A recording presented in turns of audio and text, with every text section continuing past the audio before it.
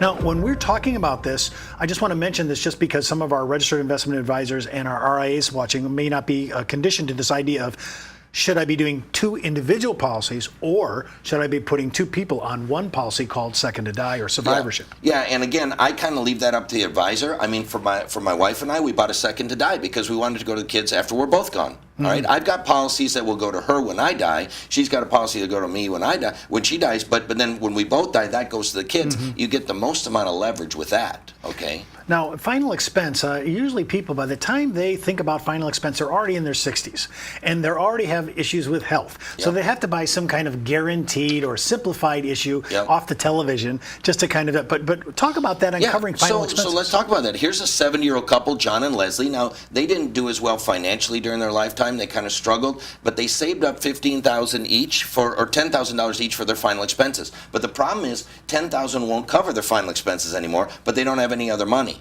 Well, did you know even at age 70, they can buy life insurance and that $10,000 each can turn into $30,000 of final expense. So they just took the $10,000 each they saved, and they did get leverage. They didn't get as much leverage as you or I would get because they're in their 70s. But still, they turned their $20,000 into $30,000, and for them, it was a solution. It was enough. Well, I think this is really something to keep reminding people. It's not only the leverage, the number you get from life insurance, but there's some tax advantages to this as well. Absolutely. This goes tax-free to the kids as well. So, and then the last idea is protecting Social Security benefits. You know, here in this case, the husband's getting $2,100 a month. The wife gets $1,100 a month. What happens when he dies? Well, she gets his. What happens to hers? It's gone.